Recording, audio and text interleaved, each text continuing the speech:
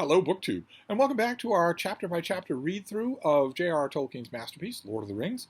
A little bit out of order for the original viewing of these videos. I started with the Two Towers and moved on to the Return of the King. Now we've wrapped back around to the Fellowship of the Ring, but it won't matter if this is made into a playlist. You can put them in the right order or any order that you like. So we are dealing with the beginning of the story here. The beginning of the story of the One Ring, and its catastrophic rediscovery in the Third Age of Middle-earth. Eventually, this ring comes into the hand of a hobbit named Frodo. And Frodo realizes that the ring makes him a target for enormous forces of danger. The Dark Lord in Mordor wants it back. His servants have been sent across the whole breadth of Middle-earth and are now in the Shire. They are now on the road. They are following Frodo and his friends who have fled the Shire in order to save it.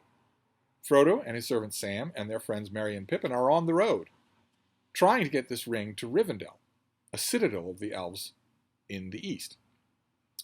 In the west, rather. And the road is perilous. They are being followed by these black riders on mounts. And they don't know anything about these riders at first, but their intent is pretty evident. They're going to take the ring, and they're not going to leave the bearer alive. They want to regain the ring for the Dark Lord on his dark throne. They were expecting, when they set out on the road, that they would have the help of the wizard Gandalf. But Gandalf is nowhere to be found. Something has gone wrong with his own plans. We don't learn what that something is for a few more chapters, but right now, all the hobbits know is that they're expecting help and they don't get it from Gandalf. They do get it from other sources. They get it from a farmer who knows a thing or two about the surrounding country and is willing to help them out. They get it from a mysterious being named Tom Bombadil, who saves them from death a couple of times and puts them back on the road. And eventually, once they get to the town of Bree, they get help from a stranger named Strider, a ranger, an odd, rangy figure who is not entirely trusted by the people all around him. Strider comes, our hobbits eventually learn, recommended by Gandalf. And they put themselves in his care because he has told them flat right that you will not make it to Rivendell without help. You'll be taken. The riders know where you are. They know exactly where you are, and they are too much for you. They are terrible, the worst of Sauron's servants. You need help. Take my help. And they set out on the road. That's what we saw last time. In the last chapter, we saw they set out on the road. They head to a high promontory called Weathertop, and there they confront the Dark Riders, some of them. And Aragorn drives them away, but not before they have wounded Frodo. And that brings us to the chapter that we're doing today, which is called Flight to the Ford. The ford involved is the ford of Rivendell. We are near, our heroes are near their destination. But Aragorn tells them in this chapter that he would be amazed if the ford is not already held against them. Surely the riders also recognize their destination and will get there ahead of them to block them from getting into Rivendell. And later on, another character that they meet on the road also says the same thing. I'm sure that the fort is being held against us. So the worst is yet to come. Aragorn leads our heroes. Still, they're doing a bunch of traveling. We had a day's worth of traveling here. And the one thing that sticks out from that day's of traveling is that Frodo's wound heals. The scar heals over. Sam is curious why it's so bad, why it's affecting him so bad. Aragorn has to tell him it's because the Morgul blades of the enemies are deadly, not just in the way they rend your flesh. Frodo can barely feel his arm, and he feels increasingly growing with cold as this thing works on him.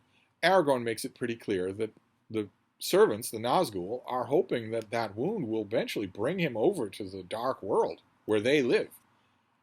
And he will be a tiny, weak little presence in that world, so they'll be able to command him, just give us the ring. We see in this chapter that they are being followed, and that signs are getting worse and worse, that the ford will be held against them. It's looking darker and darker, even with Aragorn along. And even with Aragorn's medical help, Frodo is still fading. When we meet another character, we get helped again on the road. And this character is an elf lord named Glorfindel, who has been sent out from Rivendell. Word has come to Elrond, the elven master of Rivendell, that a party is wandering on the road bearing a great burden, but without guidance. And so Elrond doesn't know where this party is. There's no GPS in Middle-earth. So he sends out members of his household in 4 different directions. The members of the household have a particular qualification, as Glorfindel says. few exist now in Middle-earth who can ride openly against the Nine.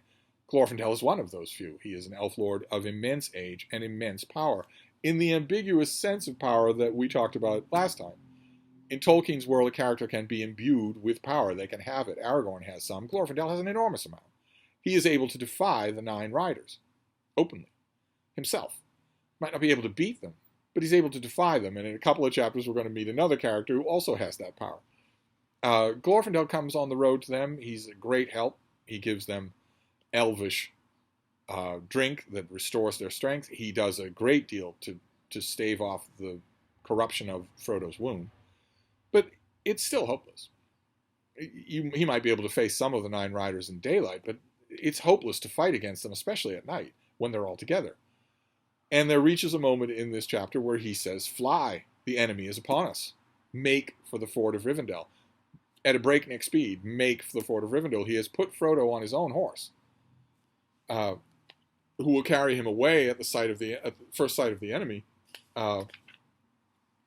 to safety, because his horse is faster than the mounts of the Dark Riders. And Frodo objects and says, "Well, no, he won't. He won't carry me anywhere. I'm not going to run from my friends when they're in danger." And Glorfindel says to him, "I doubt very much if your friends would be in danger if you were not with them. The pursuit would follow you and leave us in peace. I think it is you, Frodo, and that which you bear that puts us all in peril." Which is true. We've known that all along, that we actually reach the ford of Rivendell. It's a scarily, wonderfully done scene in Peter Jackson's movie. Peter Jackson, of course, takes an enormous liberty with the text by removing Glorfindel. But nevertheless, the chase scene is remarkably well done in the movie. And then we get to the climax where Frodo, the Nine Riders are in the river. Frodo's on the opposite bank. They are slowly approaching him, and they sort of have him ensorcelled. He is shouting his defiance, but he can't move. The wound, the weapon in him, is having the desired effect. The hobbits are much stronger than, tougher of moral fiber than most characters are. Frodo might have, as characters say, a human might have died from that wound, and would certainly have been turned by now. Frodo is not either. He doesn't die, he does heal, and he doesn't turn, but he's right on the precipice when suddenly the great climax of this chapter happens. With his last failing senses, Frodo heard cries, and it seemed to him that he saw beyond the riders that hesitated on the shore a shining figure of white light, and behind it ran small shadowy forms, waving flames, and they flared red in the gray mist that was falling on the world. At that moment there came a roaring and a rushing, a noise of loud waters rolling many stones. Dimly Frodo saw the river below him rise, and down along its course there came a plumed cavalry of waves. White flames seemed to flicker on their crests, and he half fancied that he saw amid the water white riders upon white horses with frothing manes.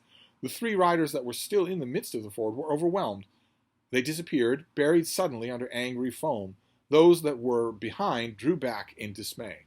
So the river comes alive. I'm sure that any of you who know anything about the Fellowship of the Ring will know that. The river comes alive at the border of Elrond's realm and disperses the riders. So our heroes have made it. That Frodo passes out at the end of this chapter from his wound, so there is still an element of tension.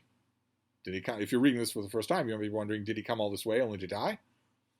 They have made it to Rivendell. That is what this chapter, Flight to the Ford, does. It gets our characters to Rivendell. And that ends the first book of the Fellowship of the Ring. So we'll move on to book 2 next time and see. Now that we are at Rivendell, many answers will be at hand. The Rivendell chapters are hugely expositional. And that is not a negative thing. In this one instance, that is not a negative. So we'll move on to there next time. I will see you then. Thank you, book 2.